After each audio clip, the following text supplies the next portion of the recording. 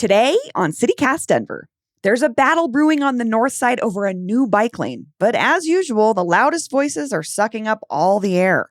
Producer Paul Caroli and I are talking about the bike lane drama, a scandal-plagued construction project that may finally reshape Glendale after literal decades in development, and your takes on dating in Denver. Today is Tuesday, July 30th. I'm Bree Davies, and here's what Denver's talking about.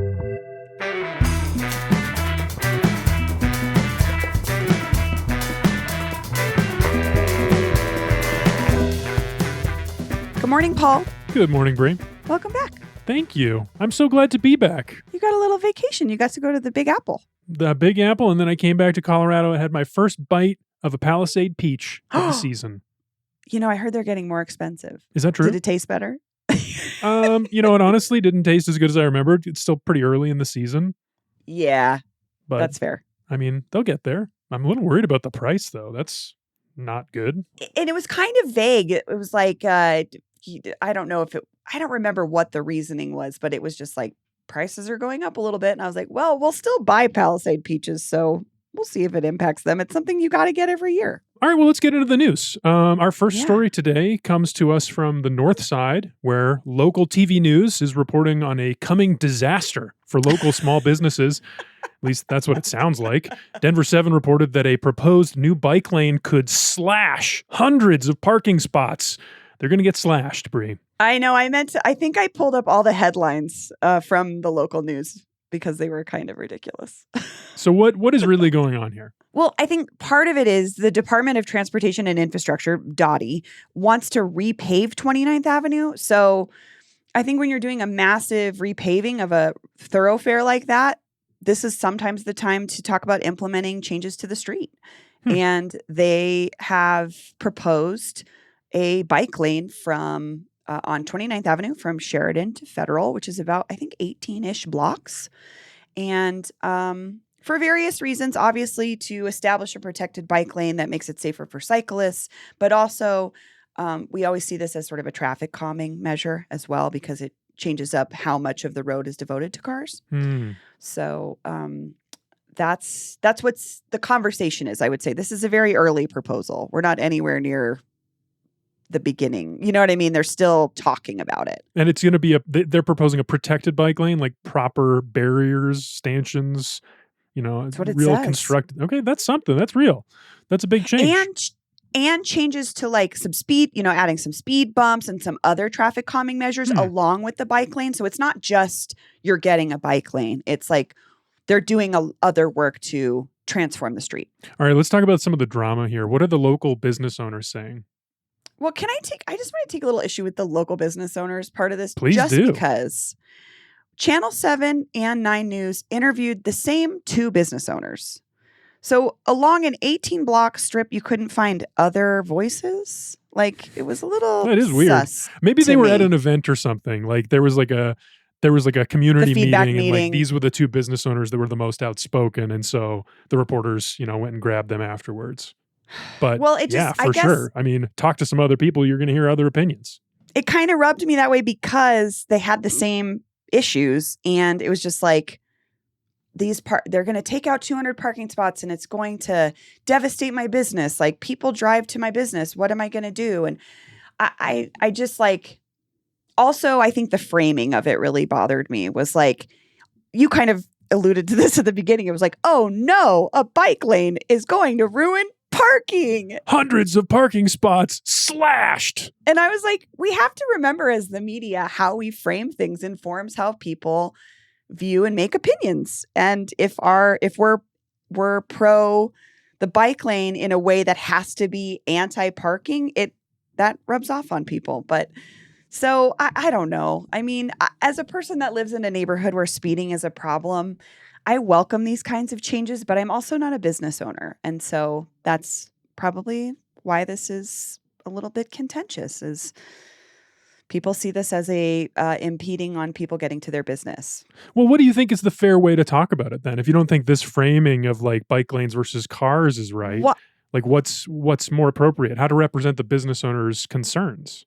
Well, why can't we lead with safety first? Like this is a safety measure to make the block safer for pedestrians and cyclists. Like just starting with something positive versus, oh my God, we're going to lose this. Like that's absolutely part of it. But I just feel like when you're putting the precedents out there, like this is a problem for cars, it does shape the way people think about it. So like, let's talk about traffic calming measures to make our streets safer. Also, one impact will be we may be losing parking spots. That's a secondary part of it. I'm not saying I don't want to undermine the business owner's concerns. I'm just saying this is just feels like par for the course for how we always have this conversation. Bike lanes are ruining something. Yeah, I totally hear you. I mean, safety first, that makes a lot of sense. These business owners, though, some of them had some pretty, extreme complaints here. They're saying there was one I saw, I think it was a hair studio maybe or a salon, who was saying she's a new business and she thinks this is going to kill her business before it even gets a chance to thrive. And there was that breakfast spot, Rise, and he was like, we 90% of our customers drive here, and if there's not convenient parking, we're going to lose business. I mean, I was thinking about this because my hair salon is in a neighborhood that doesn't have a lot of parking because it's more pedestrian centered. I just have to park a little bit further away. It has never changed the fact that I don't go to that hair salon. And you do that happily? It's not an inconvenience enough to me, but I've also always had a hair salon in a part of the city that's like that. I went to a hair salon in the Highlands. It was like that. I went to a hair salon in Lodo and it was like that. It's always been like that. So it's just part of it. And I think that I think it's a wait and see too, a little bit. Like maybe just see if that's really the issue. And I would wonder if it really impacts your businesses that much. Something about this I thought that was interesting was our colleague Adrian Gonzalez, who helps out on the Hey Denver newsletter sometime. He pointed out that there's been some research done that shows that bike lanes can actually help businesses. Yeah, I thought which I thought was fascinating. Too. Yeah, he posted a link to this City Lab article from Bloomberg that said that drivers did tend to spend more per trip, according to the people behind one study, but they also shopped less often. And the two effects basically cancel each other out. People who walk and take transit are competitive consumers, the researcher says. And then as a result of this, one Portland area convenience store chain was so struck by these findings that they installed new bike lanes outside their locations to try to lure more of these people who get there by bike or by transit. It's just that's a whole interesting conversation. What type of business would benefit from more bike lanes and more, more safety on the streets and more transit access? Because I think that it sounds like in a lot of cases they do, but maybe not all cases. Like if you're a business that caters to like a very occasional, but very high dollar amount expense, that type of customer might be a little turned off or might not come there as often, or you might lose that person versus somewhere that has a much more luxurious parking experience. But for other customers, a different situation. So it'll affect different businesses differently. Well, and I would say, Paul, I know you don't get like highlights or your roots done or anything, but getting your hair done is not a cheap endeavor.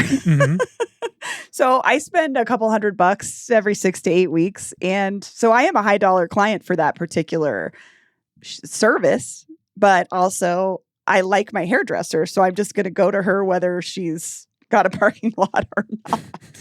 But no, I think there was an interesting point there too from one of the business owners that said, we're a restaurant. It's hard to have a truck pull up and unload every day or every couple of days during the week. You can't haul, 10-pound bags of flour or whatever up the street. And so I could see where if there's a loading area that's needed, or I also think about this with accessibility, is there a handicap or an accessible spot for folks to pull up and at least unload? Yeah. That could be a nice compromise that they could build into it. But hopefully that's the kind of thing that comes out of these conversations that they have in the open houses leading up to whatever they decide to do. Yeah, I agree. I'm sure Dottie takes that kind of thing into account too. Special circumstances, each situation being a little bit unique. We'll see. This is very early on in the process, but I am thinking positively about it. These kinds of things I always hope reverberate into other neighborhoods and we continue to get more safe options for pedestrians and bikes. We'll see. Yeah, well, we'll obviously be watching this one as this conversation develops. If you have, thoughts on, if you have a business on this strip, or if you're a biker that uses that road, I'd love to hear from you. If you want to call in, leave us a text message or a voicemail, you can do that at 720-500-5418. Again, that's 720-500-5418. So our next story, we're moving beyond the north side and we're heading over to your side of town, Paul, over to Glendale. Glendale might be getting an Alamo draft house. Glamorous Glendale. That's how they'd like to think of themselves, I think. It's such a weird place. It is a weird place. It is glamorous a little bit if you look along the Cherry Creek. Their landscaping around some of the Cherry Creek Trail is really nice. Yeah, there's some part. I mean, their bus stops have they have roofs. Yes. They have little kiosks. Shelters. You can get in there, protect yourself from the rain. It's true. It's That's true. something. But we're talking about Glendale because they may be getting an Alamo draft house, but there's a much bigger vision for this project. What is going on, Paul? All right. Well, I mean, just to be clear, Glendale, we're joking about it. It is a weird place. It's weird because it's its own unique independent municipality. And it's this small little enclave that's completely surrounded by Denver. And it has been for 70 years, 100 years, a long time. I was looking up the history. It's kind of like Lakeside started. It's all about alcohol sales. Some people who wanted to have more liquor license than they would have been able to have under Denver, they were just like, we're going to have our own city here, Glendale, in the middle of Denver. But anyway, this project in particular, this has been the big story in Glendale for the last 13 years, maybe 30 years. I was going to say even longer. I think in the 90s is when they started talking about some version of this, specifically the current mayor, Mike Donovan. There was a Westward article that goes into the whole history. It's just fantastic. I'm going to link to that in the show notes. But they started talking about this plot of land that's just northeast of the Colorado Boulevard crossing of the Cherry Creek. So there's that rug store. There's Shotgun Willie's, of course. There's the Super Target. And then just to the east of that, there was a wastewater treatment plant, but now it's a park.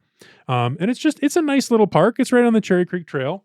And since the 90s or so, they had been saying, what if we built something here? What if we built some kind of attraction or, development, some kind of something? And it took many forms over the years. And where we're at now is finally there was a groundbreaking last week. All the hotshots in Glendale, the city officials and the developers, which are now Central Street. It's been many different developers working on this project over the years, but now it's Central Street.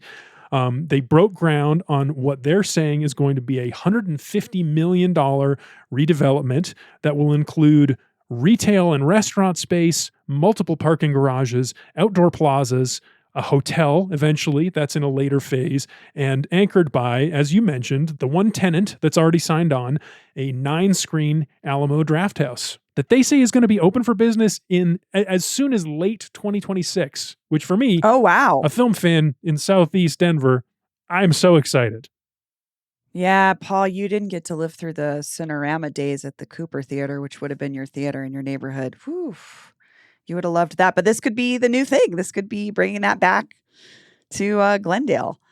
This has been an interesting project. I have been following it for this last, 15-ish years because it keeps sort of evolving. But the main idea is it's like this entertainment district, and a movie theater seems like a perfect anchor for that. I mean, it could be. Alamo Draft House is in its own moment of transition right now. They were just acquired by Sony a few weeks ago, as you'll remember. Oh, that's right. So I reached out to the folks at Alamo to ask if they have confirmed, just to see if this is still part of their plans, because they were not quoted in the Business Den article about this that came out about this groundbreaking. And they have yet to get back to me. So we'll see if this is actually going to be an Alamo or something else. But from Glendale's perspective, it seems like everybody's really excited, full steam ahead on what they're calling 4 Mile District, named for the nearby 4 Mile Historic Park. What makes, you kind of alluded to this, but what makes Glendale special? I mean, the alcohol situation. So I will say, I know when I was younger, when I was a kid, I wasn't old enough to go to any of these places, but when my mom was a teenager Glendale had 18 and up 3-2 bars. So you could drink 3-2 beer there if you were 18, which led to, there were a ton of clubs in and around Glendale. But like this, I don't know, it kind of just also seeps into the, I don't know what to say, the je ne sais quoi of Glendale, like why it is this, why it kind of embraces, what is that? It's like, well, they have a real libertarian streak. yeah. The folks who run this place, they have a real hands-off mentality. They don't want Denver and Denver's laws that they see as overreaching anywhere near the way they handle their business. You know, they're all about lower taxes. They have lower sales taxes than we do in Denver. And, you know, dating back to that history that I talked about, with all the alcohol licenses, that's still a big, you know, part of the Glendale character is, you know, personal liberty. We want you to be able to have a little bit more freedom to run your business the way you think it should be run. And I think they miss the days of the 60s and 70s when Glendale was a real like entertainment district. There's a quote from the Business Den article from Mayor Mike Donovan. He calls Glendale the Vatican of Liberty and the Luxembourg of Freedom, which is funny and confusing. I know. It's like, what does that mean? He says Glendale had the #1 entertainment district in Colorado before Lodo, but it was undone by state regulation, which I tried to figure out what he was talking about, and I haven't yet, but I want to. So he's hoping this 4-mile district will return Glendale to what it once was. One of the key features of this redevelopment we haven't talked about, they want it to be a common consumption area, this whole like mix of retail and restaurants and the movie theater. So till 4 a.m., which is when their let-out time is for bars and restaurants. You can sell alcohol till 4 a.m. in Glendale.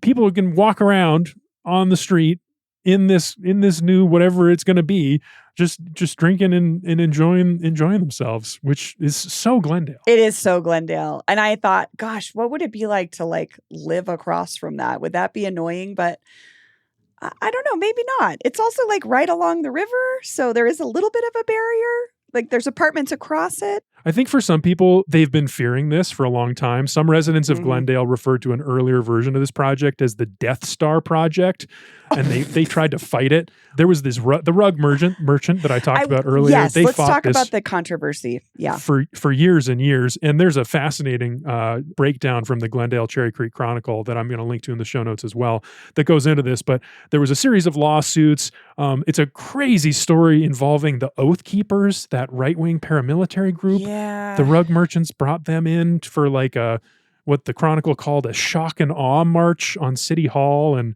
it was a whole battle over this Project Death Star and they ended up winning because the rug merchants that property is excluded from what's going to be this 4-mile district.